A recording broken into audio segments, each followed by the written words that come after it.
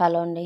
ఈరోజు మనం 10వ తరగతి కొత్తగా మారిన సిలబస్లో సోషల్ సబ్జెక్ట్లో పాలిటిక్స్ 4వ పాఠం రాజకీయ పార్టీలు చూద్దాం. అవలోకనం. ఈ ప్రజాస్వామ్య అధ్యాయంలో మనం అనేకసార్లు రాజకీయ పార్టీలను గురించి చదివాం. 9వ తరగతిలో ప్రజాస్వామ్యాల వికాసంలో, రాజ్యాంగ నిర్మాణాలలో, ఎన్నికల రాజకీయాలలో, ప్రభుత్వాల ఏర్పాటు, వాటి పనితీరులో రాజకీయ పార్టీల పాత్రను గమనించాం. ఈ పాఠ్య పుస్తకంలో మనం రాజకీయ పార్టీలను రాజకీయ అధికారంలో భాగం పంచుకునే సమాఖ్య వ్యవస్థకు వాహకాలుగాను, ప్రజాస్వామిక రాజకీయ క్షేత్రంలో సామాజిక విభాగాల మధ్య సంధానకర్తలుగాను చూస్తాం. ఈ అధ్యాయాన్ని ముగించే ముందు ప్రధానంగా మన దేశంలో రాజకీయ పార్టీల స్వభావం, పనితీరును నిశితంగా పరిశీలిద్దాం. మనం 2 సాధారణ ప్రశ్నలను అడగటం ద్వారా దీన్ని ప్రారంభిద్దాం. మనకు రాజకీయ పార్టీలు ఎందుకు అవసరం? ప్రజాస్వామ్యానికి ఎన్ని పార్టీలు ఉండటం మంచిది? ఈ ప్రశ్నల నేపథ్యంలో నేడు భారతదేశంలో గల జాతీయ, ప్రాంతీయ రాజకీయ పార్టీలను పరిచయం చేసుకుందాం. అనంతరం రాజకీయ పార్టీల వలన సమస్యలేమిటో, వాటి గురించి ఏమి చేయవచ్చో చూద్దాం. మనకు రాజకీయ పార్టీలు ఎందుకు అవసరం? ప్రజాస్వామ్యంలో ప్రధానంగా కనిపించే సంస్థలలో రాజకీయ పార్టీలు ఒకటి. అనేక మంది సాధారణ పౌరులకు ప్రజాస్వామ్యం అంటే రాజకీయ పార్టీలే. మీరు మన దేశంలోని మారుమూల ప్రాంతాలకు వెళ్ళి అల్ప అక్షరాస్యులైన పౌరులతో మాట్లాడేటట్లయితే మన రాజ్యాంగం గురించి లేదా మన ప్రభుత్వ స్వరూపం గురించి ఏమీ తెలియని వ్యక్తులుగా మీకు కనిపిస్తారు. కానీ మన రాజకీయ పార్టీల గురించి మాత్రం వారికి ఎంతో కొంత తెలిసే అవకాశం ఉంది. అదే సమయంలో ఈ కనపడేదంతా జనాదరణే అని అనుకోకూడదు. అనేక మంది రాజకీయ పార్టీలను తీవ్రంగా విమర్శిస్తుంటారు.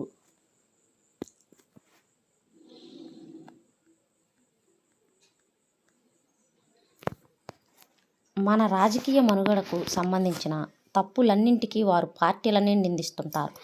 సామాజిక, రాజకీయ విభజనతో పార్టీలు గుర్తింపు పొందుతున్నారు. కాబట్టి రాజకీయ పార్టీలు మనకు అవసరమా అని అడగటం సహజం. సుమారు 100 సంవత్సరాల క్రితం ప్రపంచంలో రాజకీయ పార్టీలను కలిగి ఉన్న దేశాలు చాలా తక్కువగా ఉండేవి. నేడు పార్టీలు లేని దేశాలు చాలా తక్కువ. ప్రపంచవ్యాప్తంగా గల ప్రజాస్వామ్య దేశాలలో రాజకీయ పార్టీల ఉనికి ఎందుకు తప్పనిసరైంది? మనకు రాజకీయ పార్టీలు ఎందుకు అవసరమో చెప్పడానికి ముందు అసలు రాజకీయ పార్టీలు అంటే ఏమిటి, అవి ఏం చేస్తాయి అనే ప్రశ్నలకు సమాధానం చెబుదాం.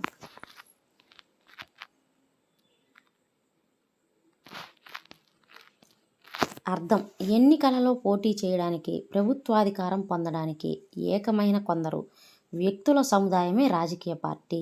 చూడండి, ఎన్నికలలో పోటీ చేయడానికి, ప్రభుత్వ అధికారం పొందడానికి ఏకమైన కొందరు వ్యక్తుల సముదాయమే రాజకీయ పార్టీ. సామూహిక శ్రేయస్సును దృష్టిలో ఉంచుకొని సమాజం కోసం చేపట్టవలసిన కొన్ని విధానాలను, కార్యక్రమాలపై వారు ఏకాభిప్రాయాన్ని కలిగి ఉంటారు. సామూహిక శ్రేయస్సు ఏదనే విషయంలో భిన్నాభిప్రాయాలు ఉండవచ్చును. ఇక్కడ మనకు కొన్ని పార్టీలు ఇచ్చారు బొమ్మలు. 1 ఎం గోవర్ధనం,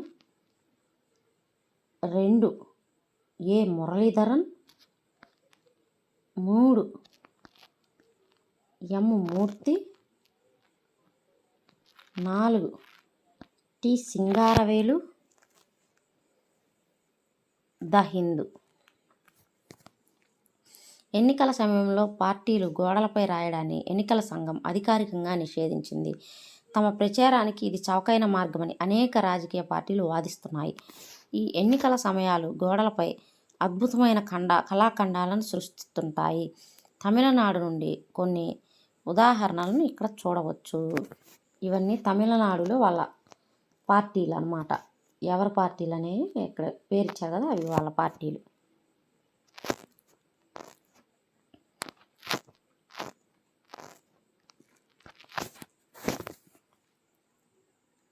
ఆయా పార్టీలు తమ విధానాలను ఇతరుల విధానాల కన్నా ఎందుకు మెరుగైనవో చెప్పే ప్రజలను ఒప్పించేందుకు ప్రయత్నిస్తాయి. ఎన్నికల ద్వారా అధిక సంఖ్యాకుల మద్దతును పొంది ఆయా విధానాలను అమలు చేయాలని చూస్తాయి. ఈ విధంగా పార్టీలు సమాజంలో ప్రాథమిక రాజకీయ విభజనలను ప్రతిబింబిస్తాయి. ఈ విధంగా అవి సమాజంలోని ఒక ప్రాంతానికి సంబంధించినవై పక్షపాత దృష్టిని కలిగి ఉంటాయి. ఈ విధంగా ఒక పార్టీ అది ఏ ప్రాంతం తరపున నిలబడుతుంది, ఏ విధానాలను సమర్థిస్తుంది, ఎవరి ప్రయోజనాలను కాపాడుతుంది అనే విషయాల ద్వారా గుర్తించబడుతుంది. రాజకీయ పార్టీలు 3 భాగాలను కలిగి ఉంటాయి. చూడండి, 3 భాగాలను కలిగి ఉంటాయి. ఎవరు? నాయకులు, క్రియాశీల సభ్యులు, అనుచరులు.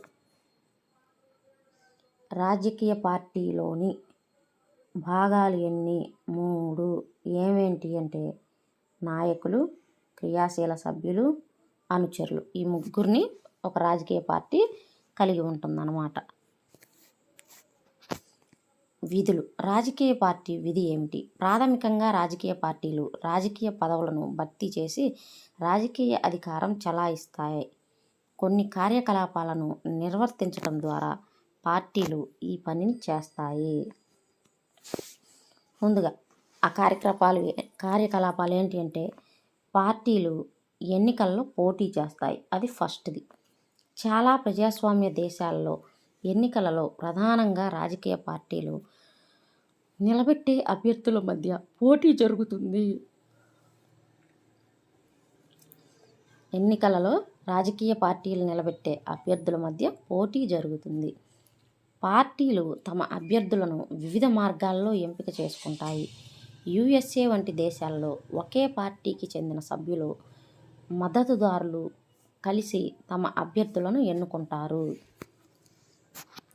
ఇప్పుడు చాలా దేశాలు ఈ పద్ధతిని అనుసరిస్తున్నాయి. భారతదేశం వంటి మరికొన్ని దేశాల్లో పార్టీల అగ్రనాయకులు ఎన్నికల్లో పోటీ చేయడానికి అభ్యర్థులను ఎంపిక చేస్తారు. చూడండి, USAలోనే ఏం జరుగుతుంది? ఒకే పార్టీ సభ్యులు, మద్దతుదారులు కలిసి, ఆ పార్టీలో ఉన్న సభ్యులు, మద్దతుదారులు కలిసి వాళ్ళల్లో ఒకరిని నాయకుడిగా ఎన్నుకుంటారు. అదే మన దేశం ఆ మద్దతుదారులు అదే పార్టీలో ఉన్న సభ్యులు వీళ్ళందరూ కలిసి ఎవరినో ఒకరిని ఎన్నిక చేసుకుంటారనమాట. కానీ మన దేశంలో ఏం జరుగుతుంది? పోటీ జరుగుతుంది. భారతదేశం వంటి మరికొన్ని దేశాల పార్టీల అగ్రనాయకులు ఎన్నికల్లో పోటీ చేయడానికి అభ్యర్థులను ఎంపిక చేస్తారు. ముందు వాళ్ళకి ఇరు పార్టీల్లో అగ్రనాయకుల మధ్య పోటీ జరిగిద్ది. పార్టీలో కూడా ఎవరెవరు ఎక్కడెక్కడ ఏ ఏ నియోజకవర్గాల్లో పోటీ చేయాలి అనే దాని గురించి సభ్యులను ఎంపిక చేస్తారన్నమాట. ఎంపిక చేసి పోటీలో నిలబెడతారు.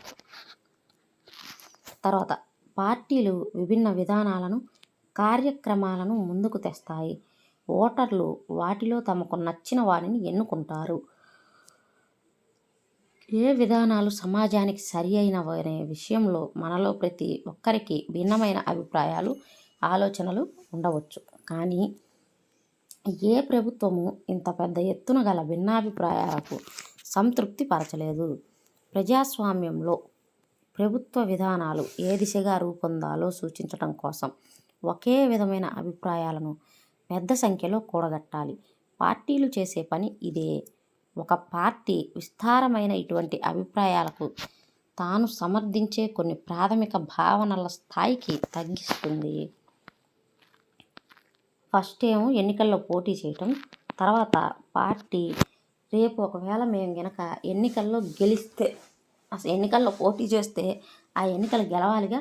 గెలవాలంటే ప్రజలకు నేను ఇలా పరిపాలన చేస్తాను, మన పరిపాలన ఇలా ఉంటుంది అనేది ప్రజలకు తెలియజేయాలి కదా. అందుకని వాటి యొక్క విధి విధానాలను, కార్యక్రమాలను రూపొందించుకోవటం అన్నమాట. అవి ప్రజల ముందుకు తీసుకొని రావటం. ఇది రెండోది. అధికార పార్టీ ఎంచుకున్న పంథాన్ని ఆధారం చేసుకొని ప్రభుత్వం తన విధి విధానాలను రూపొందించాలని ఆశించబడుతుంది. ఒక దేశానికి చట్టాలు చేయడంలో పార్టీలు నిర్ణయాత్మక పాత్రను పోషిస్తాయి. అధికారికంగా చట్టాలు శాసనసభలో చర్చించి ఆమోదిస్తారు. అయితే మెజారిటీ సభ్యులు ఏదో ఒక పార్టీకి చెందినవారు కాబట్టి వారు తమ వ్యక్తిగత అభిప్రాయాలతో సంబంధం లేకుండా పార్టీ నాయకత్వం ఆదేశాల మేరకు స్పందిస్తారు. పార్టీలు ప్రభుత్వాలను ఏర్పాటు చేసి నడుపుతాయి. మనం గత సంవత్సరం గుర్తించినట్లుగా పెద్ద విధాన నిర్ణయాలన్నీ రాజకీయ పార్టీల నుండి వచ్చిన రాజకీయ కార్యనిర్వాహకుల ద్వారా తీసుకోబడతాయి. పార్టీలు నాయకులను నియమించుకొని వారికి శిక్షణ ఇచ్చి తాము ఆశించిన విధంగా ప్రభుత్వాన్ని నడపడానికి వారిని మంత్రులుగా చేస్తాయి. ఎన్నికలలో ఓడిపోయిన పార్టీలు భిన్న స్వరాన్ని వినిపిస్తూ ప్రభుత్వ వైఫల్యాలు లేదా తప్పుడు విధానాలను విమర్శిస్తూ అధికారంలో ఉన్న పార్టీలకు ప్రతిపక్ష పాత్రను పోషిస్తాయి. అంతేగాక ప్రతిపక్ష పార్టీలు ప్రభుత్వ వ్యతిరేకతను కూడగడతాయి. తర్వాత పార్టీలు ప్రజాభిప్రాయాన్ని రూపొందిస్తాయి. అవి సమస్యలను లేవనెత్తి వెలుగులోకి తెస్తాయి. పార్టీలు దేశవ్యాప్తంగా విస్తరించి ఉన్న లక్షలాది సభ్యులు, కార్యకర్తలను కలిగి ఉంటాయి. అనేక ప్రభావ వర్గాలు రాజకీయ పార్టీలకు అనుబంధంగా సమాజంలోని వివిధ విభాగాల్లో ఉంటాయి. ప్రజలు ఎదుర్కొంటున్న సమస్యల పరిష్కారం కోసం పార్టీలు కొన్నిసార్లు ఉద్యమాలు కూడా ప్రారంభిస్తాయి. సమాజంలోని అభిప్రాయాలు తరచుగా రాజకీయ పార్టీల పంతా మీదనే ఆధారపడి రూపొందుతాయి. ప్రభుత్వ యంత్రాంగాన్ని, ప్రభుత్వాలు అమలు చేసే సంక్షేమ పథకాలను పార్టీలు ప్రజలకు అందుబాటులోకి తెస్తాయి. ఒక సాధారణ పౌరుడికి ప్రభుత్వ అధికారం కంటే స్థానిక పార్టీ నాయకుడిని సంప్రదించడం సులభం. అందుకే పార్టీలను పూర్తిగా విశ్వసించకపోయినా ప్రజలు వాటిని సన్నిహితంగా భావిస్తారు. ప్రజల అవసరాలు, డిమాండ్లపై పార్టీలు స్పందించాలి. లేకుంటే తరువాతి ఎన్నికల్లో ప్రజలు ఆ పార్టీలను తిరస్కరించవచ్చు. ఇవి పార్టీల విధులు. ఆ తర్వాత పార్టీల ఆవశ్యకత.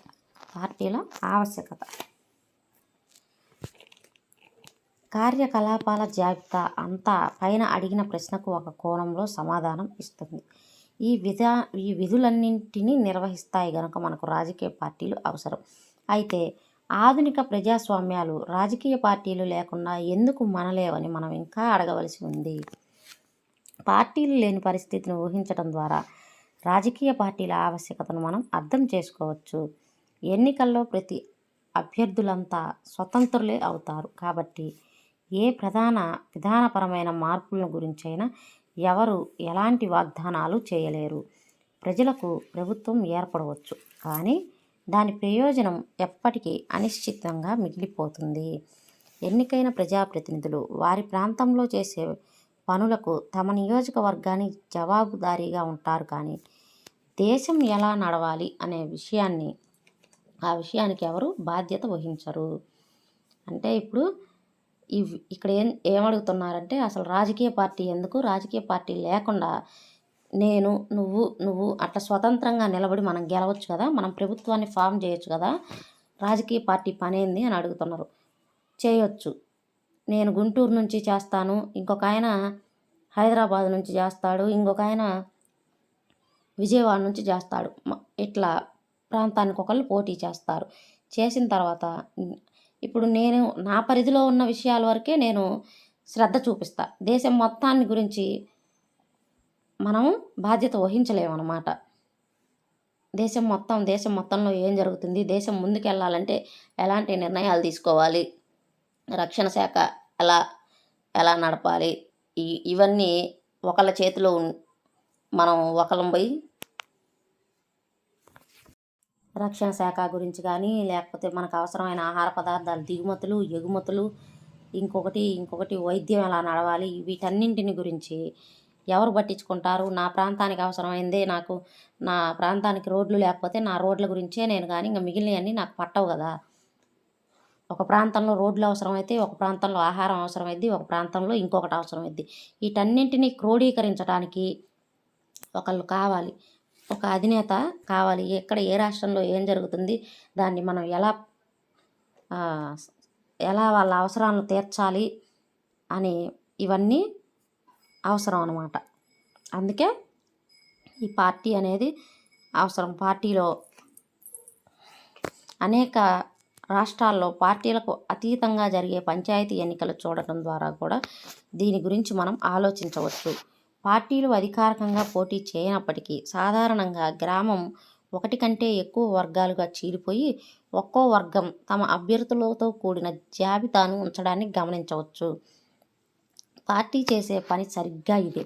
పెద్దవైనా చిన్నవైనా, చాలా కాలం నుండి స్వతంత్రంగా కొనసాగుతున్నవైనా, నూతనంగా ఏర్పడినవైనా, అభివృద్ధి చెందుతున్నవైనా, ప్రపంచంలో దాదాపు అన్ని దేశాలలో మనం రాజకీయ పార్టీలను చూడటం వెనుక గల కారణం ఇదే.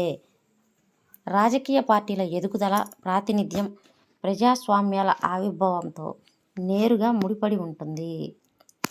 చూడండి, అధికార పక్షం అంటే ప్రభుత్వాన్ని నడిపే రాజకీయ పార్టీ. ఇక్కడ రాజకీయ పార్టీలు లేకుండా మనం జీవించలేమని ఒప్పుకుందాం. అయితే ప్రజలు ఏ ప్రాతిపదికన ఒక రాజకీయ పార్టీని సమర్థించాలో నాకు చెప్పండి అని అడిగాడు.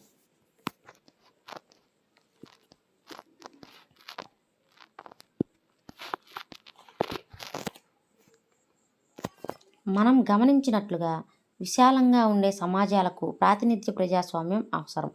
సమాజాలు పెద్దవిగా, సంక్లిష్టమైనవిగా మారే కొద్దీ వాటి వివిధ సమస్యలపై గల విభిన్న అభిప్రాయాలను సేకరించడానికి, ప్రభుత్వానికి అందించడానికి ఏదో ఒక పెద్ద సంస్థ అవసరమవుతుంది.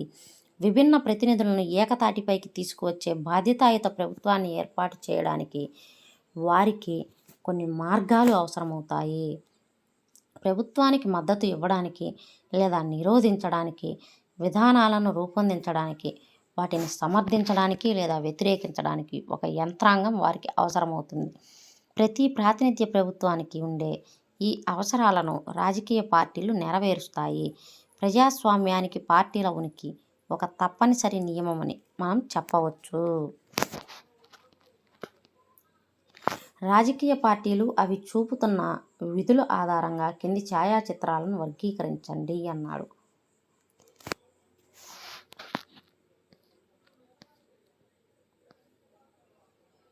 ఇక్కడ 3 బొమ్మలు ఇచ్చాడు. ఒకటోది, ఉల్లి ఎల్పిజి ధరల పెంపునకు వ్యతిరేకంగా విశాఖపట్నంలో ఆందోళనలు చేపట్టిన బీజేపీ మహిళా మోర్చా కార్యకర్తలు. రెండోది, కల్తీ మద్యం బాధితుల కుటుంబాలకు వారి ఇళ్ల వద్ద ₹1,00,000 చెక్కును అందజేస్తున్న మంత్రి. మూడోది, చైనా, కొరియాలో ఉక్కు కర్మాగారాల అవసరాలను తీర్చడానికి ఒరిస్సా నుండి ఇనుము ఎగుమతి చేయడానికి ఆ రాష్ట్ర ప్రభుత్వం అనుమతించినందుకు కొరియన్ స్టీల్ కంపెనీ పోస్కోను వ్యతిరేకంగా సిపిఐ, సిపిఎం, ఓజీపీ, జేడీ పార్టీల కార్యకర్తలు భువనేశ్వర్లో నిర్వహించిన ర్యాలీ. మనకు ఎన్ని పార్టీలు ఉండాలి? ప్రజాస్వామ్యంలో ఏ పౌర సమూహానికైనా రాజకీయ పార్టీని ఏర్పాటు చేసుకునే స్వేచ్ఛ ఉంది. ఈ సాంప్రదాయాన్ని అర్థాన్ని అనుసరించి ప్రతి దేశంలో పెద్ద సంఖ్యలో రాజకీయ పార్టీలు ఉన్నాయి.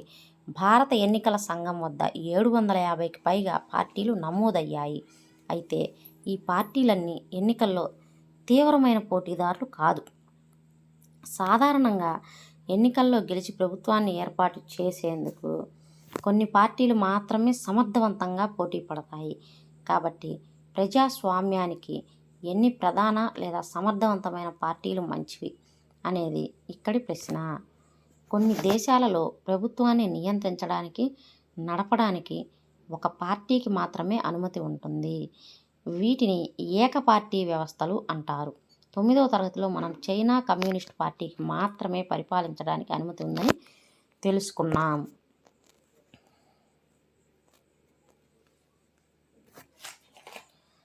చట్టబద్ధంగా చూస్తే ప్రజలకు రాజకీయ పార్టీలను ఏర్పాటు చేసుకోవడానికి స్వేచ్ఛ ఉన్నప్పటికీ అధికారం కోసం స్వేచ్ఛాయుత పోటీని ఎన్నికల వ్యవస్థను అనుమతించనందున అది జరగదు. మనం ఏకపార్టీ వ్యవస్థను ఉత్తమ ఎంపికగా పరిగణించలేము.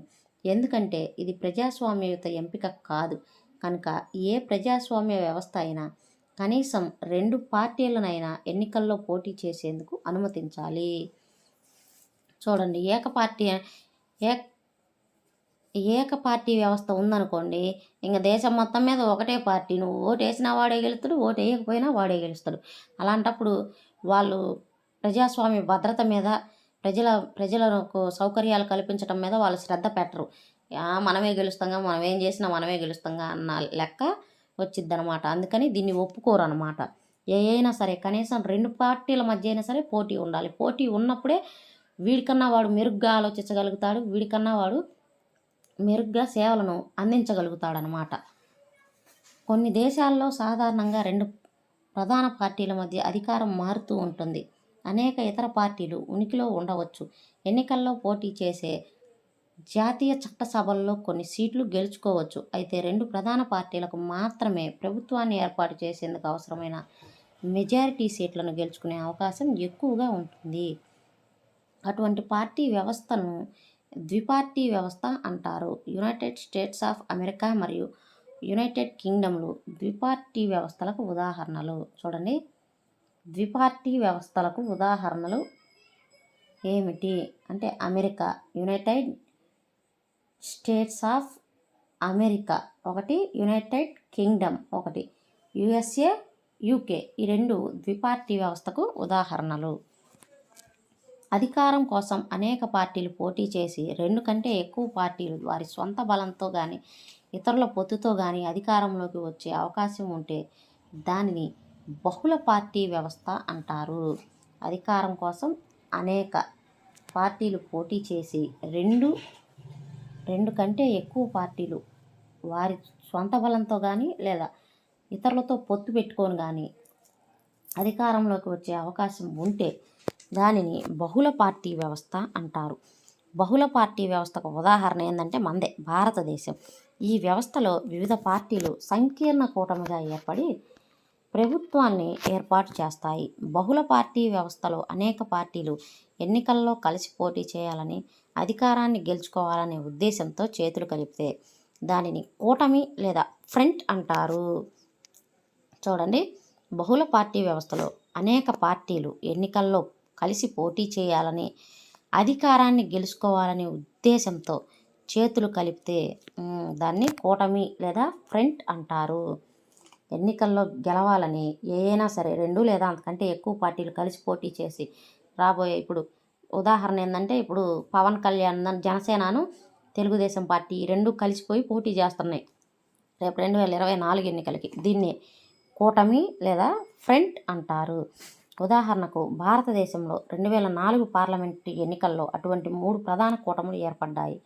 అవి national democratic alliance, the United progressive alliance, left front.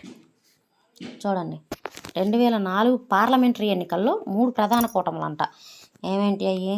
National democratic alliance, the United progressive alliance, left front. బహుళ పార్టీ వ్యవస్థ తరచుగా చాలా గందరగోళంగా కనిపిస్తూ ఉంటుంది, రాజకీయ అస్థిరతకు దారితీస్తుంది. అదే సమయంలో ఈ వ్యవస్థలో వివిధ రకాల ఆసక్తులకు, అభిప్రాయాలకు రాజకీయ ప్రాతినిధ్యం కల్పిస్తుంది. కాబట్టి వీటిలో ఏది మంచిది? చాలా సాధారణమైన ఈ ప్రశ్నకు ఇది అంత మంచి ప్రశ్న కాదు అనేది బహుశా ఉత్తమ సమాధానం కావచ్చు. పార్టీ వ్యవస్థ అనేది ఏ దేశమైనా ఎంపిక చేసుకున్నంత మాత్రాన వచ్చేది కాదు.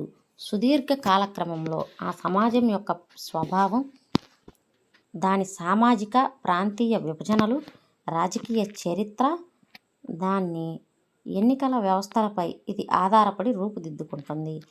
ఇవి అంత త్వరగా మారవు. ప్రతి దేశం దాని ప్రత్యేక పరిస్థితులకు అనుగుణంగా పార్టీ వ్యవస్థను అభివృద్ధి చేస్తుంది.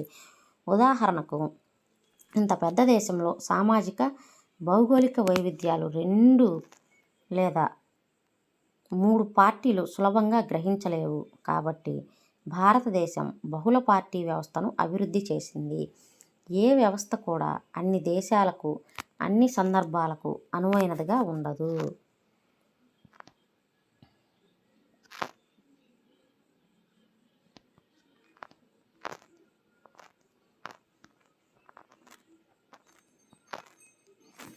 రాజకీయ పార్టీలలో ప్రజల భాగస్వామ్యం.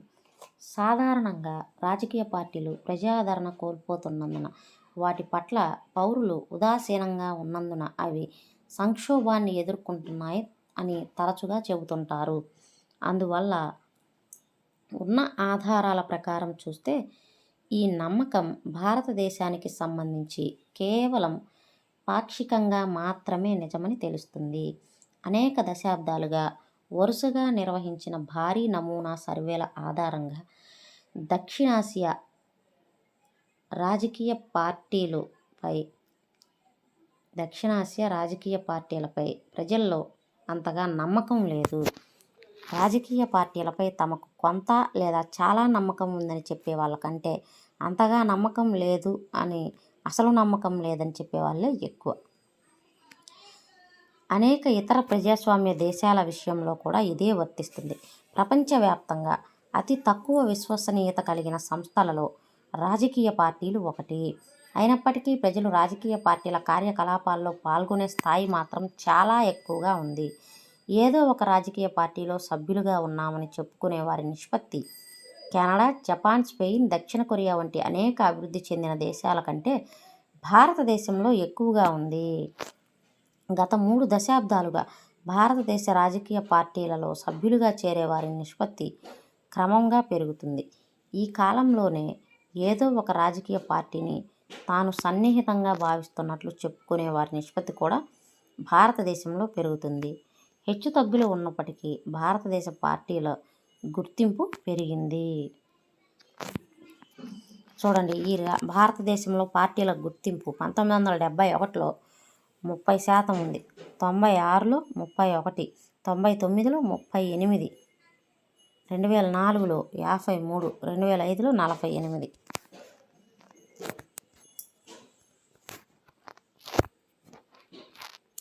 ప్రపంచంలో ఇతర ప్రాంతాల కంటే దక్షిణాసియాలో పార్టీ సభ్యత్వం ఎక్కువగా ఉంది.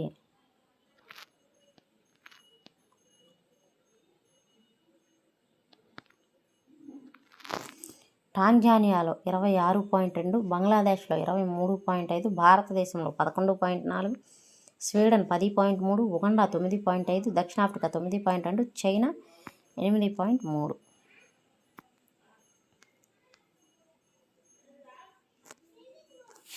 Zimbabwe 6.3, Canada 6.1, Mexico 4.5, Argentina 4.5, Japan 3.4, దక్షిణ కొరియా 2.6, స్పెయిన్ 1.3. దక్షిణాసియా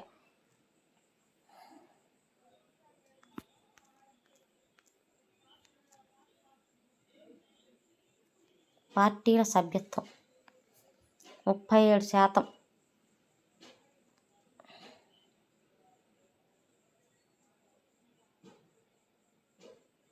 ఎక్కువ కాదు, అసలు లేదు అనేది 43%, తెలియదు అనేది 20%.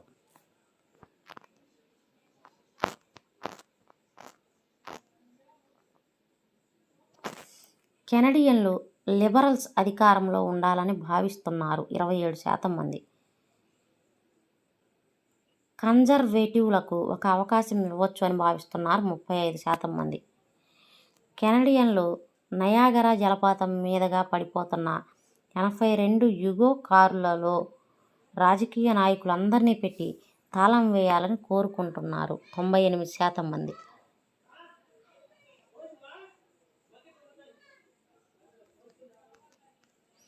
జాతీయ పార్టీలు ప్రపంచవ్యాప్తంగా సమాఖ్య వ్యవస్థను అనుసరించే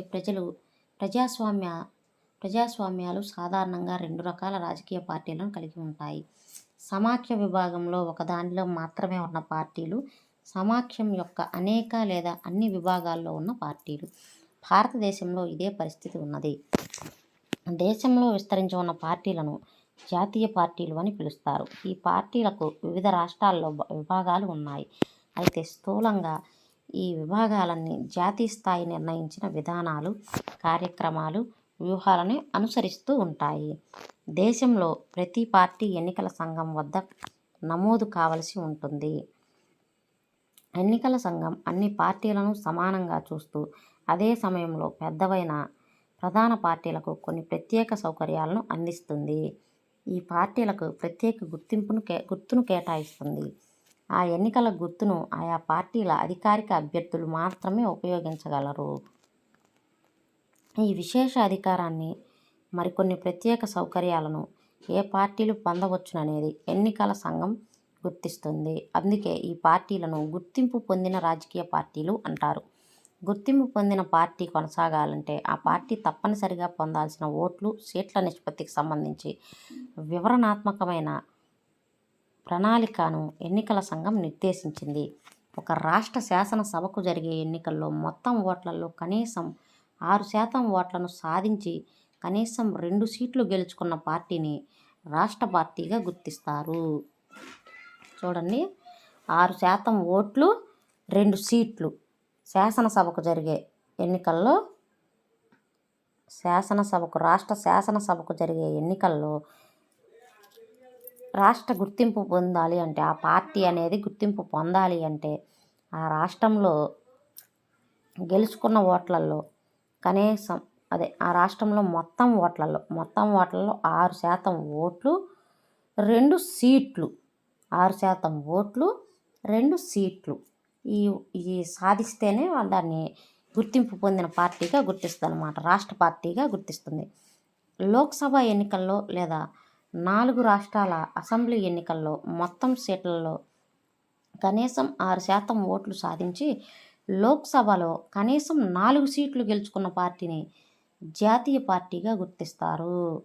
చూడండి, లోక్సభలోనైతేనేమో, శాసనసభలోనైతేనేమో ఆ రాష్ట్రంలో ఉన్న ఓట్లలో 6% ఓట్లు, 2 సీట్లు. లోక్సభలో వచ్చేసరికి ఓట్లు 6%, సీట్లు మాత్రం 4. ఇది లోక్సభలో 4 సీట్లు గెలుచుకుంటే దాన్ని జాతీయ పార్టీగా గుర్తిస్తారు. రాష్ట్ర పార్టీకి అయితేనేమో 6% ఓట్లు, 2 సీట్లు. జాతీయ పార్టీ మరి రాష్ట్రం కన్నా పెద్దది కదా, అందుకని 6% ఓట్లు, 4 సీట్లు. కడుపు కావాల 4 సీట్లు గెలుచుకోవాలి. ఈ వర్గీకరణ ప్రకారం 2019 దేశంలో 7 గుర్తింపు పొందిన జాతీయ పార్టీలు ఉన్నాయి. 2019 ఎన్నికలకి ఎన్ని గుర్తింపు పొందిన జాతీయ పార్టీలు ఉన్నాయంటే 7 గుర్తింపు పొందిన జాతీయ పార్టీలు ఉన్నాయి. ఈ పార్టీల గురించి మనం కొన్ని విషయాలను తెలుసుకుందాం. తెలుసుకుందాం. All India Trinamool Congress, AITC. All India Trinamool Congress, AITC. ఇది జనవరి 1, 1998న మమతా బెనర్జీ నాయకత్వంలో స్థాపించబడింది. చూడండి, All India Trinamool Congress party స్థాపించింది ఎప్పుడంటే జనవరి 1, 1998. మమతా బెనర్జీ ఎవరు దీనికి నాయకత్వం వహించారు? మమతా బెనర్జీ. ఎప్పుడు దీనికి జాతీయ పార్టీగా గుర్తింపు వచ్చిందంటే 2016లో. 2016లో జాతీయ పార్టీగా గుర్తింపు పొందింది. పార్టీ గుర్తు పూలు గడ్డి. ఇదిగో పార్టీ గుర్తు చూడండి, పూలు గడ్డి. లౌకిక సమాఖ్య విధానాలకు కట్టుబడి ఉన్నది. 2011 నుంచి పశ్చిమ బెంగాల్లో అధికారంలో ఉంది. చూడండి, ఆల్ ఇండియా తృణమూల్ కాంగ్రెస్ 2011 నుంచి ఇప్పటి వరకు పశ్చిమ బెంగాల్లో అధికారంలో ఉంది. అరుణాచల్ ప్రదేశ్, మణిపూర్, త్రిపురలో కూడా ఉనికిని కలిగి ఉంది.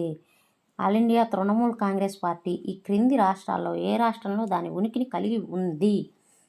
అరుణాచల్ ప్రదేశ్, మణిపూర్, త్రిపుర. ఈ 3 రాష్ట్రాలు, పశ్చిమ బెంగాల్.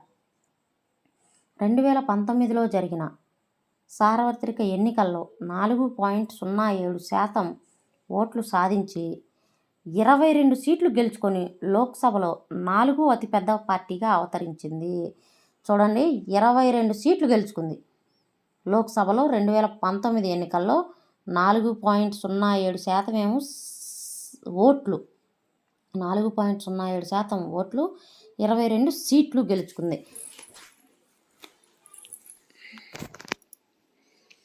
అతిపెద్ద పార్టీగా, 4వ అతిపెద్ద పార్టీగా అవతరించింది అన్నమాట.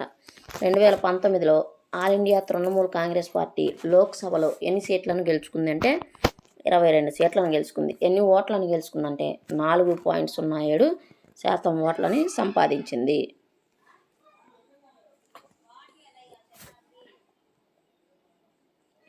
తర్వాత Bahujan Samaj party, BSP, Bahujan Samaj party. ఇది 1984లో కాన్షీరామ్ నాయకత్వంలో ఏర్పడింది. ఎవరి నాయకత్వంలో ఏర్పడింది? బహుజన్ సమాజ్ పార్టీ కాన్షీరామ్ నాయకత్వంలో ఏర్పడింది. దళితులు, ఆదివాసులు, ఇతర వెనుకబడిన కులాలు, ఓబీసీలు, మతపరమైన మైనారిటీలు కలిగి ఉన్న బహుజన్ సమాజ్కు ప్రాతినిధ్యం వహించి అధికారం పొందేందుకు ప్రయత్నిస్తుంది. సాహు మహారాజ్, మహాత్మా ఫూలే, పెరియార్ రామస్వామి నాయకర్, బాబా సాహెబ్ అంబేద్కర్ల భావనలు, బోధనల నుండి ప్రేరణ పొందింది. దళితులు, అణగారిన వర్గాలకు చెందిన ప్రజల యొక్క ప్రయోజనాలు, సంక్షేమం కోసం పాటుపడుతుంది. ఇది ఉత్తరప్రదేశ్ రాష్ట్రంలో ప్రధానంగా పట్టును కలిగి ఉంది. చూడండి, బహుజన్ సమాజ్ పార్టీ ఏ రాష్ట్రంలో పట్టును కలిగి ఉంది అంటే ప్రధానంగా ఉత్తరప్రదేశ్లో పట్టును కలిగి ఉంది. ఇంకా మధ్యప్రదేశ్, ఛత్తీస్గఢ్, ఉత్తరాఖండ్, ఢిల్లీ, పంజాబ్. చూడండి, మధ్యప్రదేశ్, ఛత్తీస్గఢ్, ఉత్తరాఖండ్, ఢిల్లీ, పంజాబ్ వంటి మధ్యప్రదేశ్, ఛత్తీస్గఢ్, ఉత్తరాఖండ్, ఢిల్లీ, పంజాబ్ వంటి పొరుగు రాష్ట్రాల్లో చెప్పుకోదగిన ఉనికిని కలిగి ఉంది. ఉత్తరప్రదేశ్లో వివిధ సమయాల్లో వివిధ పార్టీలకు మద్దతు తీసుకొని అనేకసార్లు ప్రభుత్వాన్ని ఏర్పాటు చేసింది. 2019లో జరిగిన లోక్సభ ఎన్నికల్లో దాదాపు 3.63% ఓట్లు సాధించి లోక్సభలో 10 స్థానాలను కైవసం చేసుకుంది. చూడండి, 3.63% ఏమో ఓట్లు, 10 ఏమో సీట్లు. ఇది 2019 ఎన్నికల్లో సాధించింది.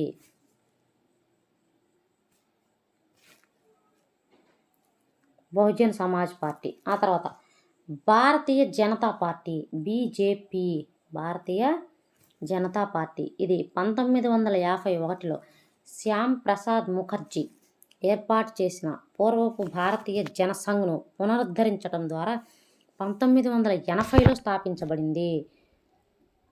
పూర్వపు భారతీయ జనసంఘ్ను పునరుద్ధరించడం ద్వారా 1980లో భారతీయ జనతా పార్టీ, బీజేపీ స్థాపించబడింది. భారతదేశ ప్రాచీన సంస్కృతి విలువల నుండి దీనదయాళ్ ఉపాధ్యాయ్ ప్రబోధించిన సమగ్ర మానవతావాదం, అంత్యోదయ వంటి భావనల నుండి స్ఫూర్తిని పొందటం ద్వారా బలమైన ఆధునిక భారతదేశాన్ని నిర్మించాలని భావిస్తుంది.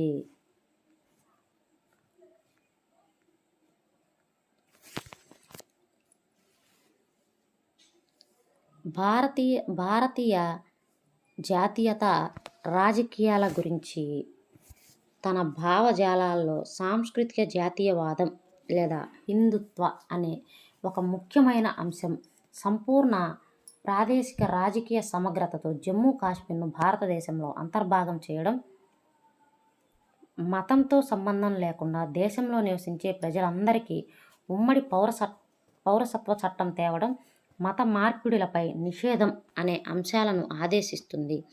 ఈ పార్టీకి 1990లో గణనీయంగా మద్దతు పెరిగింది. అంతకుముందు ఉత్తర భారతదేశం, పశ్చిమ భారతదేశం, పట్టణ ప్రాంతాలకు మాత్రమే పరిమితమై ఉండే పార్టీ దక్షిణ, తూర్పు, ఈశాన్య భారతానికి, గ్రామీణ ప్రాంతాలకు సైతం విస్తరించింది.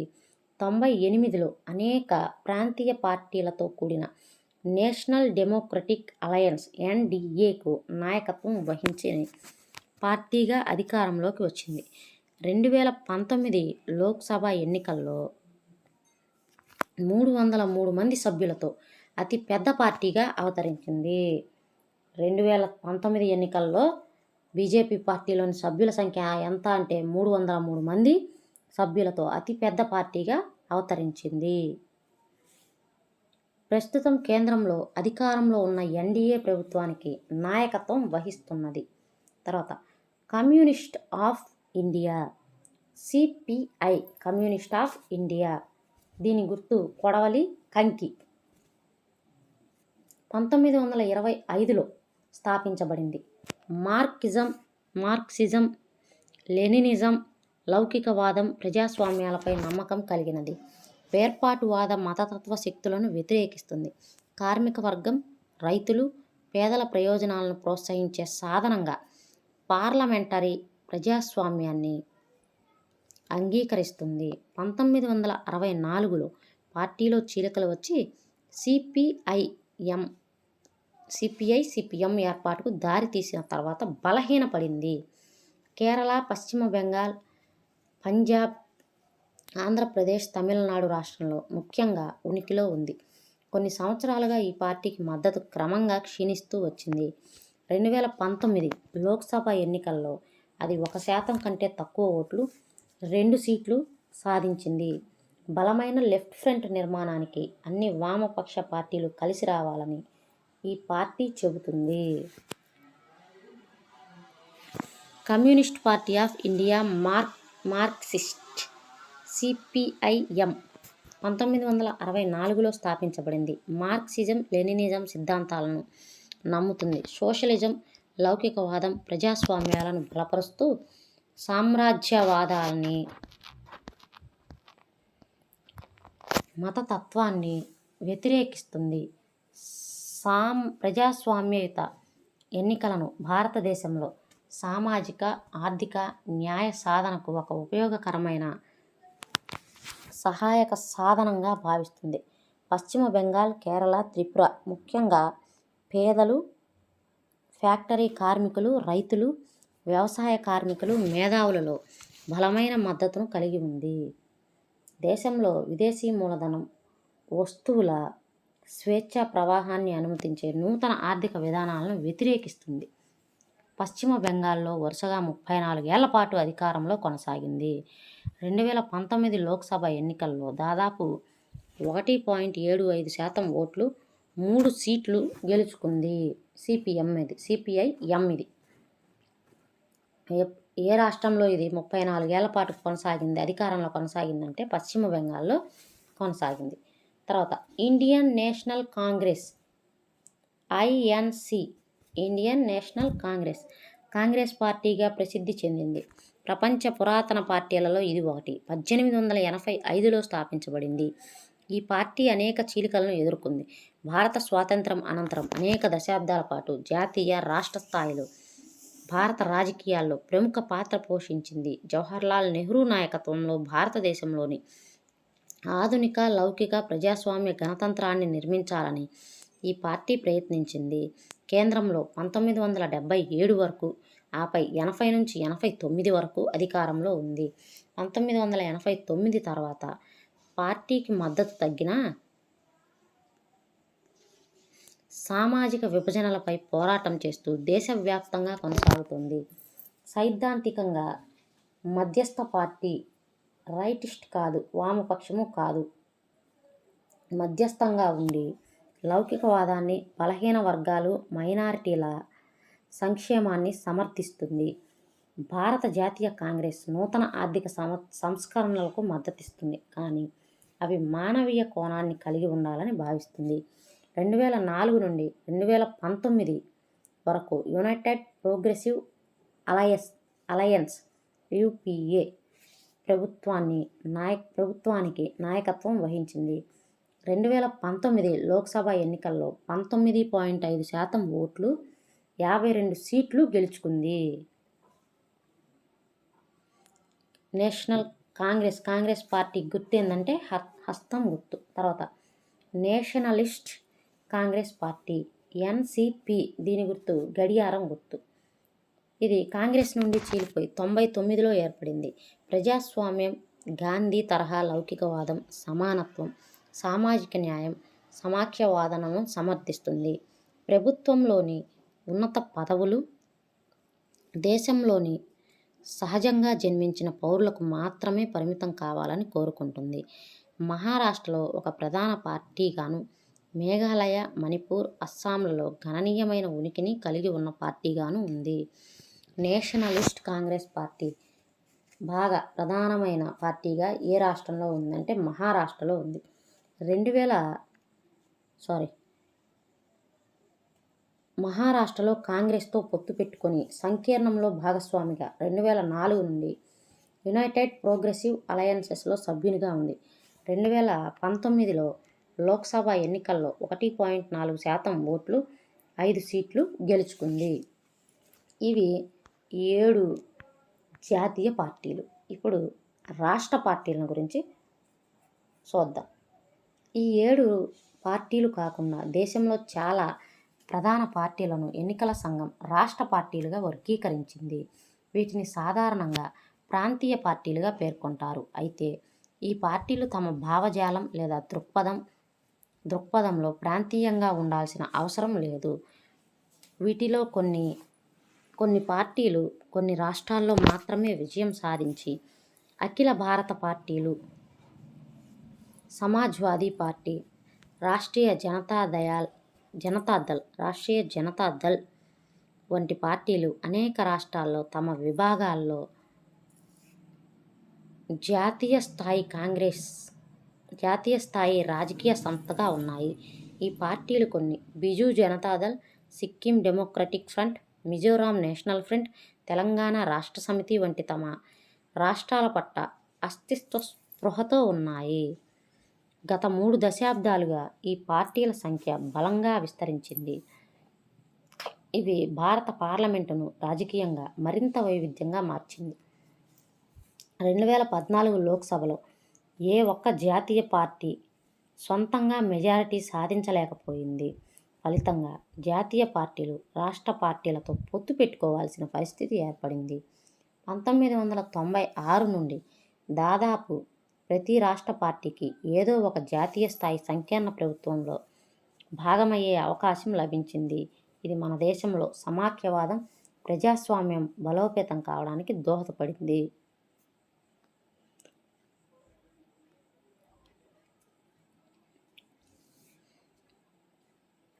చూడండి, భారతదేశంలో ఉన్న ప్రాంతీయ పార్టీలు మ్యాప్ ఇచ్చారు.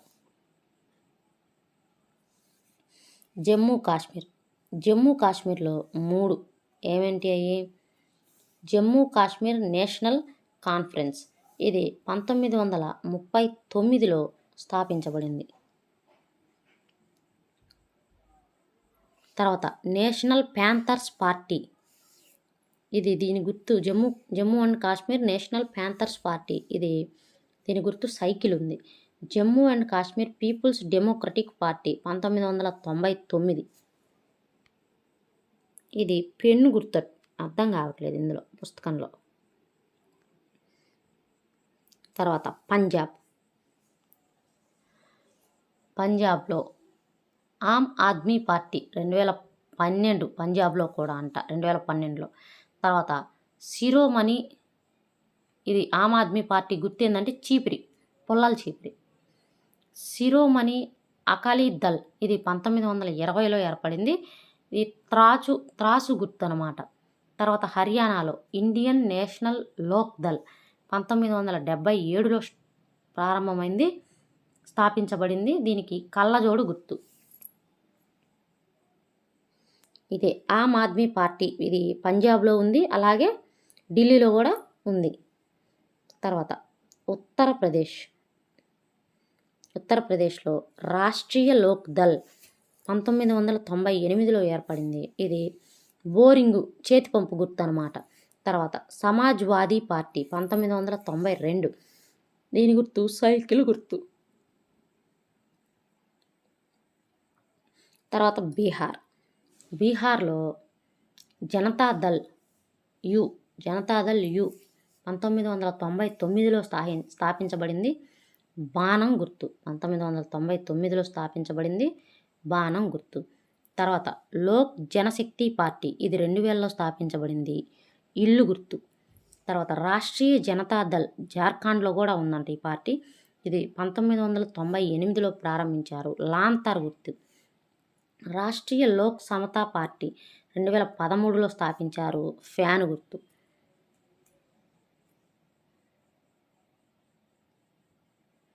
తర్వాత సిక్కింలో సిక్కిం డెమోక్రటిక్ ఫ్రంట్ 1993, ఇది గొడుగు, దీని గుర్తు గొడుగు. తర్వాత సిక్కిం క్రాంతికారి మోర్చా, ఇది 2013లో స్థాపించారు. ఇది కూడా ఒక లాంతర్ బెడ్ లైట్ లాగా ఉంది అది.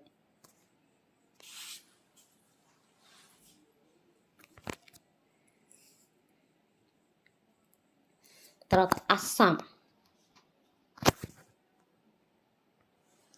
All India United democratic front 2009, తాళం చెవి. ఆసోం గణ పరిషత్ 1985, ఏనుగు. బోడోల్యాండ్ పీపుల్స్ ఫ్రంట్, నాగలి.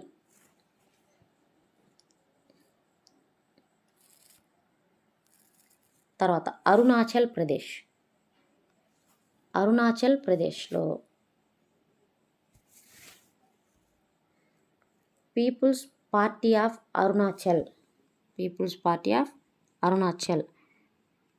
దీనికి గుర్తు అర్థం అవ్వట్లా.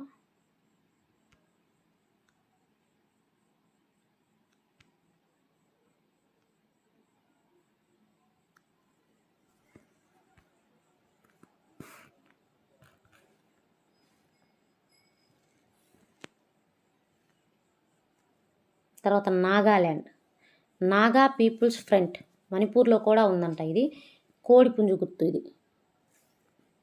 తర్వాత మణిపూర్ పీపుల్స్ డెమోక్రటిక్ అలయన్స్. తర్వాత మిజోరాం పీపుల్స్ కాన్ఫరెన్స్ 1972, ఇది లైట్ బల్బు, విద్యుత్ బల్బు. తర్వాత జోరం నేషనలిస్ట్ పార్టీ 1979.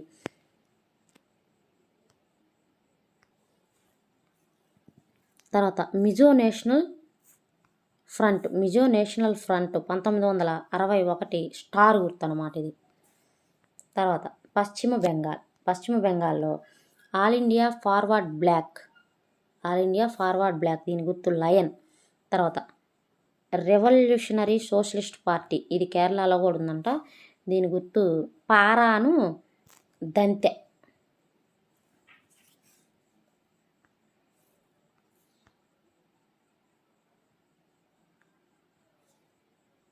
ఒడిస్సాలో బీజు జనతాదళ్ 1977, శంఖం దీని గుర్తు.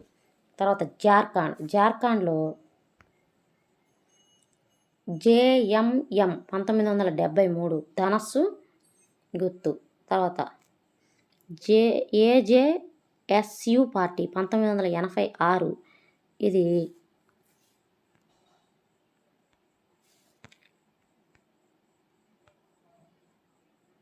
అరటికాయ అలాగుంది. జేవిఎం, ఇది 2006, దువ్యాన గుర్తు.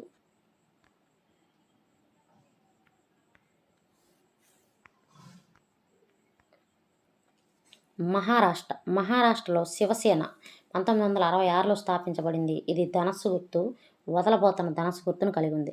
మహారాష్ట్ర నవ నిర్మాణ సేన 2006, ఇది రైలు ఇంజన్ గుర్తు. మహారాష్ట్ర వాది గోమంటక్ పార్టీ 1961, ఇది సింహం గుర్తు. గోవా ఫార్వర్డ్ పార్టీ, గోవాలో ఉంది ఇది.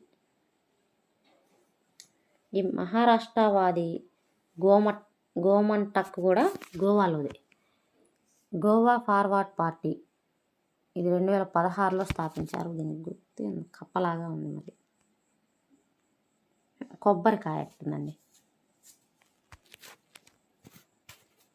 కర్ణాటక జనతా దళ్ సెక్యులర్, ఇది కేరళలో కూడా ఉంది. 1999లో కేరళలో కూడా ఉంది. 1999లో స్థాపించారు. తర్వాత తెలంగాణ రాష్ట్ర సమితి 2001 నుంచి ఉంది, కారు గుర్తు. ఆల్ ఇండియా మజ్లిస్ ఇత్తెహాదుల్ ముస్లిమీన్, ఇది గాలిపటం గుర్తు. తర్వాత కేరళ కాంగ్రెస్ మణి 1964, ఆకులు 2 ఆకులు. ఇండియన్ యునైటెడ్ ముస్లిం లీగ్ 1948, నిచ్చెన. Puducherry All India NR Congress 2011, జగ్గు గుర్తిది. తర్వాత పట్టాలి మక్కల్ కచ్చి 1990, ఇది మామిడికాయ గుర్తు. తర్వాత Tamil Nadu All India Anna DMK 1972, పాండిచ్చేరిలో కూడా ఇదే ఉందంట. ఇది 2 ఆకుల గుర్తు. ద్రవిడ మున్నేండ్ర గజగం 1949 పుదుచ్చేరిలో కూడా ఉంది ఇది. ఉదయిస్తున్న సూర్యుడు దేశీయ మురపొక్క ద్రవిడ గజగం, ఇది 2005 వాయిస్తున్న డ్రమ్ము. తర్వాత ఆంధ్రప్రదేశ్ తెలుగుదేశం పార్టీ 1982 తెలంగాణలో కూడా ఉందంట సైకిల్ గుర్తు. వైఎస్ఆర్ కాంగ్రెస్ పార్టీ 2011 తెలంగాణలో కూడా ఉందంట ఫ్యాన్ గుర్తు. ఇవి ప్రాంతీయ పార్టీలు.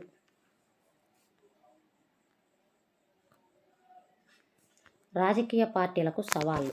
ప్రజాస్వామ్యం మనుగడ సాగించేందుకు రాజకీయ పార్టీలు ఎంత కీలకమో మనం చూసాం. ప్రజాస్వామ్యం ప్రస్ఫుటంగా కనిపించే ముఖచిత్రం పార్టీలే కాబట్టి ప్రజాస్వామ్య పనితీరులో ఏ లోపం కనపడినా అందుకు కారణం ప్రజలు పార్టీలని నిందించడం సహజం. ప్రపంచవ్యాప్తంగా రాజకీయ పార్టీలు తమ విధులను సక్రమంగా నిర్వహించడంలో విఫలమవుతున్నాయని ప్రజలు తీవ్ర అసంతృప్తిని వ్యక్తం చేస్తున్నారు. మన దేశంలోనూ ఇదే పరిస్థితి. ఎక్కువ మంది ప్రజలు అసంతృప్తి విమర్శకులు రాజకీయ పార్టీల పనితీరులో ఎదురవుతున్న 4 సమస్యలపైనే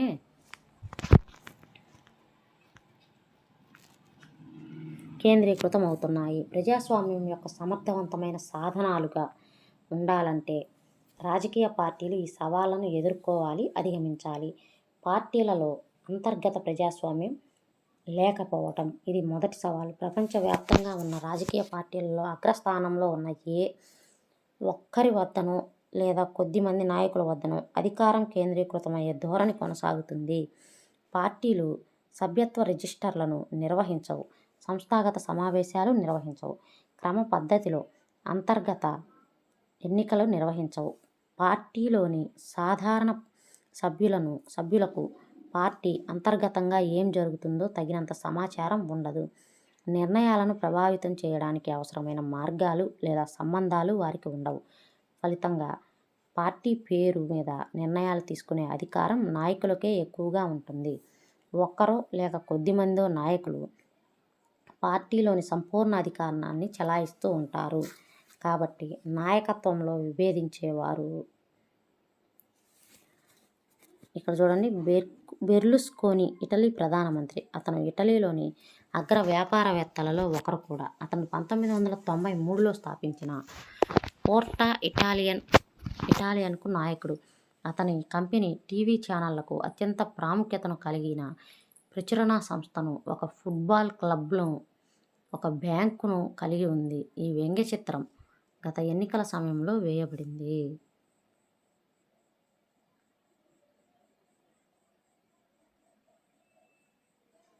పార్టీలు మహిళలకు సరిపడా టికెట్లు ఎందుకు ఇవ్వడం లేదు? అది కూడా అంతర్గత ప్రజాస్వామ్యం లోపించటం వల్లనేనా? పార్టీలలో కొనసాగటం కష్టం. పార్టీ సూత్రాలు, విధానాల పట్ల విధేయత కంటే నాయకుడి పట్ల వ్యక్తిగత విధేయతే ముఖ్యమవుతుంది.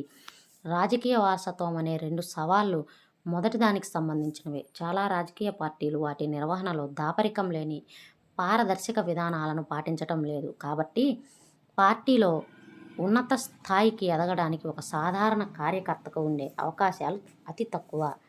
నాయకులుగా ఉన్నవారు తమ సన్నిహిత వ్యక్తులు లేదా కుటుంబ సభ్యులకు అనుచిత ప్రయోజనాలు చేకూర్చి పెట్టగల స్థితిలో ఉంటున్నారు. చాలా పార్టీలు ఉన్నత పదవులు ఎల్లప్పుడూ ఒకే కుటుంబానికి చెందిన వ్యక్తుల ఆధీనంలో ఉంటాయి. ఇది ఆ పార్టీలోని ఇతర సభ్యుల పట్ల జరిగే అన్యాయం. అంతేగాని తగినంత అనుభవం లేదా ప్రజాదరణ లేని వ్యక్తులు అధికార పదవులను ఆక్రమిస్తారు కనుక ఇది ప్రజాస్వామ్యానికి కూడా నష్టదాయకం. ఈ ధోరణి ఎంతో కాలం నుండి మనుగడ సాగిస్తున్నందున ప్రజాస్వామ్యాలతో సహా ప్రపంచవ్యాప్తంగా నెలకొంది.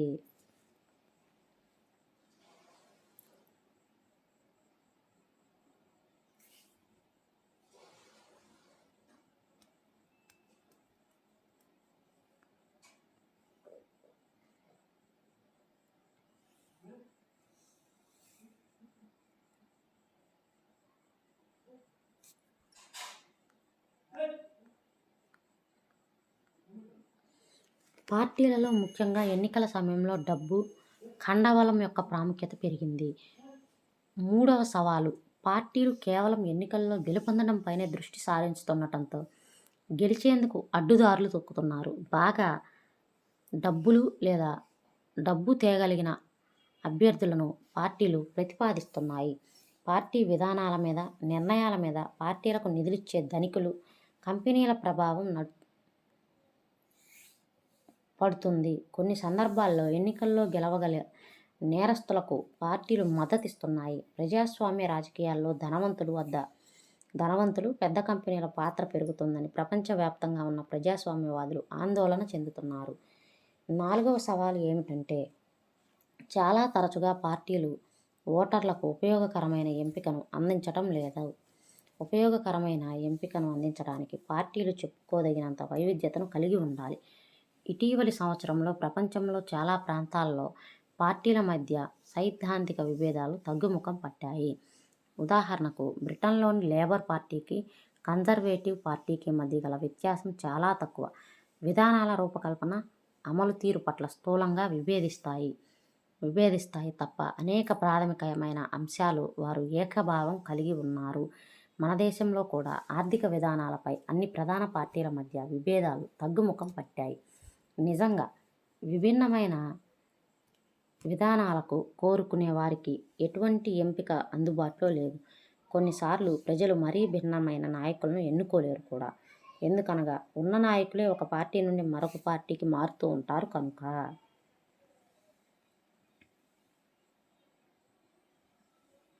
మీ దగ్గర ఇప్పటికే చాలా డబ్బు ఉంది కదా, ఇంకా ఎన్నికల్లో ఎందుకు పోటీ చేయాలనుకుంటున్నావు? ప్రజాస్వామ్యంలో వ్యక్తులు డబ్బు సంపాదన కోసమే ఎన్నికల్లో పోటీ చేస్తారని ఇది సూచిస్తున్నదా? అయితే ప్రజల శ్రేయస్సు కోసం కట్టుబడి ఉన్న రాజకీయ నాయకులు ఉన్నారనేది నిజం కాదా? చూడండి, కోట్లు ఇచ్చిన వాళ్ళకే సీట్లు ఇస్తున్నారు కదా, అందుకని ఈ వ్యంగ్య చిత్రం.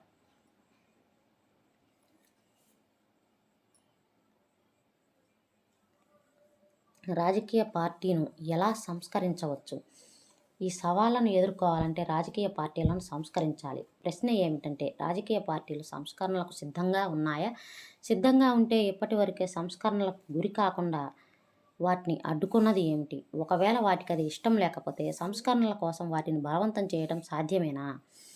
ప్రపంచవ్యాప్తంగా ఉన్న పౌరులంతా ఈ ప్రశ్నను ఎదుర్కొంటున్నారు. సమాధానం చెప్పడానికి ఇది అంత సులభమైన ప్రశ్న కాదు. ప్రజాస్వామ్య రాజకీయ పార్టీలకు ప్రాతినిధ్యం వహించే నేతలదే తుది నిర్ణయం తీసుకుంటారు.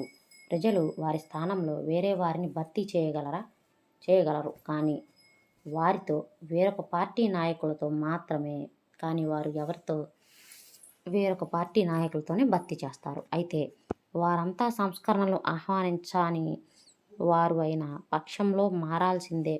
వారిని ఎవరు బలవంతం చేస్తారు? రాజకీయ పార్టీలను, వాటి నాయకులను సంస్కరించడానికి మన దేశంలో ఇటీవల జరిగిన కొన్ని ప్రయత్నాలు, సూచనలను చూద్దాం. ఎన్నికైన ఎమ్మెల్యేలు, ఎంపీలు మారకుండా రాజ్యాంగం సవరించబడింది.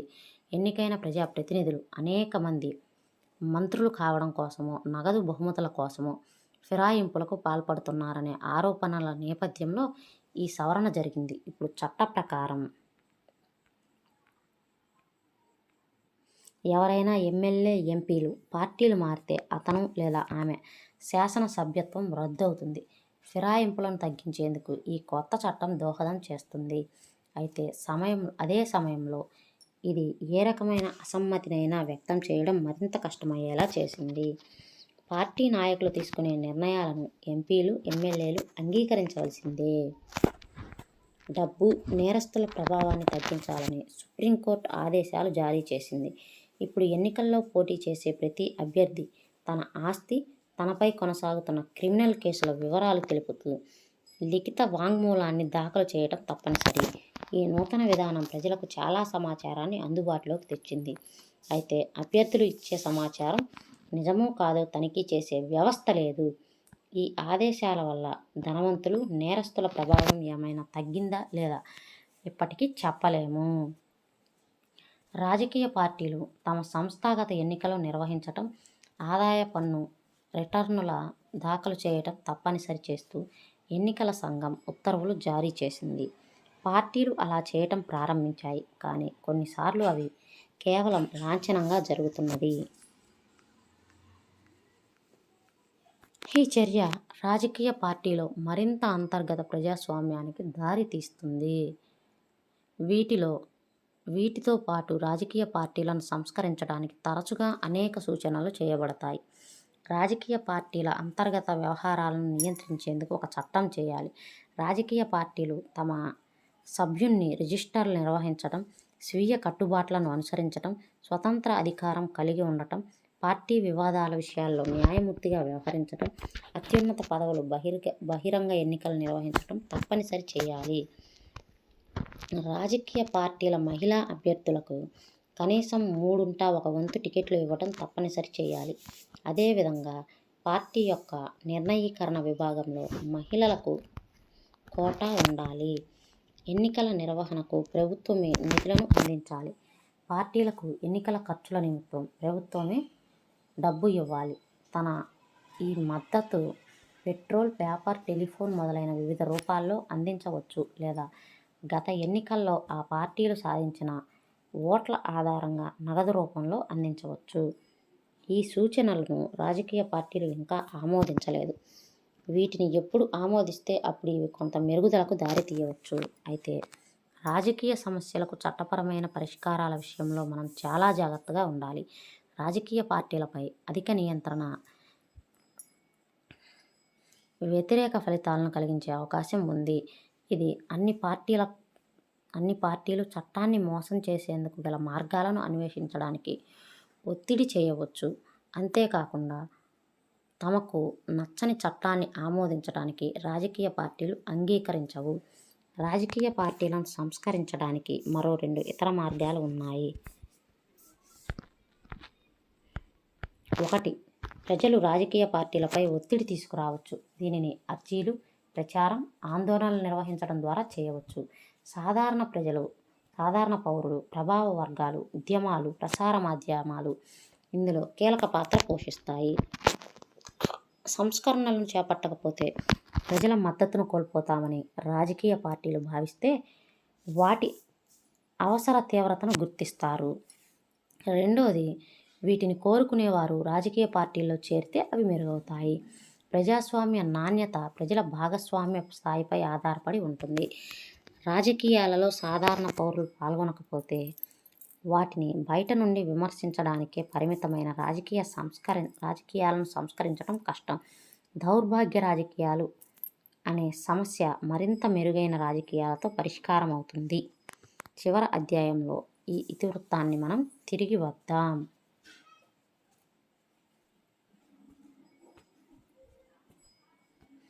ఎన్నికలలో పోటీ చేసే అధికారం పొందడానికి కలిసి వచ్చే వ్యక్తుల సమూహాన్ని ఏమంటారు? రాజకీయ పార్టీ అంటారు. Congress party,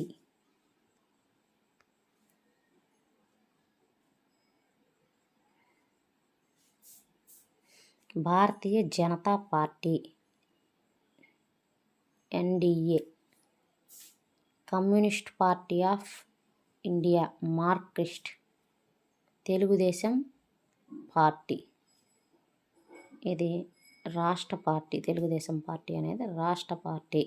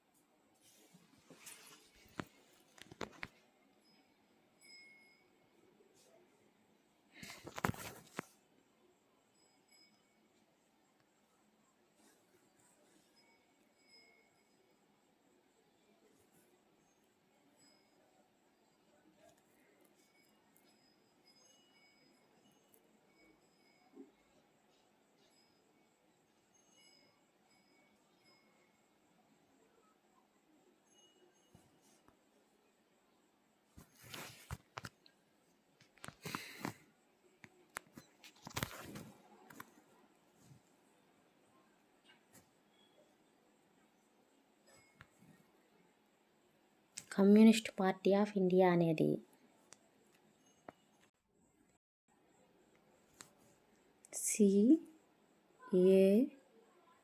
CADB.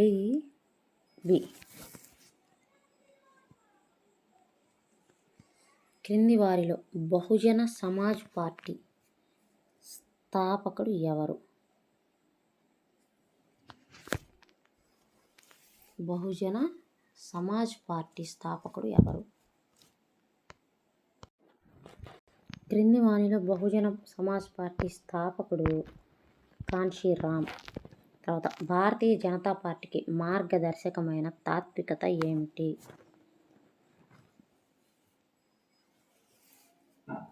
విప్లవ ప్రజాస్వామ్యం, సమగ్రత, మానవతావాదం, ఆధునికత. సమగ్ర మానవతావాదం. పార్టీలపై క్రింది ప్రకటనలను గమనించండి అన్నాడు. రాజకీయ పార్టీలపై ప్రజల్లో అంతగా నమ్మకం లేదు. పార్టీల అగ్రనేతల ప్రమేయం ఉన్న కుంభకోణాల్లో తరచుగా పార్టీలు కుదేలవుతున్నాయి. ప్రభుత్వాలను నడపడానికి పార్టీలు అవసరం లేదు. పై ఇచ్చిన ప్రకటనలో ఏది సరైనది?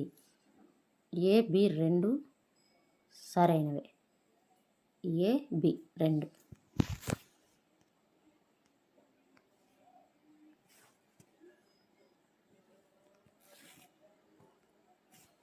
కింది పేరాను చదివి దిగువ ఇచ్చిన ప్రశ్నలకు సమాధానాలు రాయండి అన్నాడు. మహమ్మద్ యూనస్ బంగ్లాదేశ్కు చెందిన ప్రముఖ ఆర్థికవేత్త. పేదలకు ప్రయోజనం చేకూర్చాలనే ఆర్థిక సామాజిక అభివృద్ధి కోసం ఆయన చేసిన కృషికి అనేక అంతర్జాతీయ గౌరవాలు అందుకున్నారు. తాను ప్రారంభించిన గ్రామీణ బ్యాంకుతో కలిసి సంయుక్తంగా 2006 సంవత్సరానికి నోబెల్ శాంతి బహుమతి అందుకున్నారు.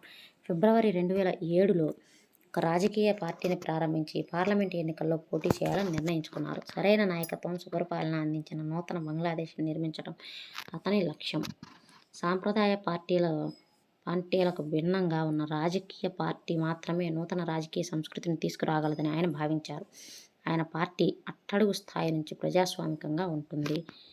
నాగరిక్ శక్తి, పౌరుల శక్తి పేరుతో కొత్త పార్టీని ప్రారంభించారు. బంగ్లాదేశీయుల్లో ఇది కలకరం రేపింది.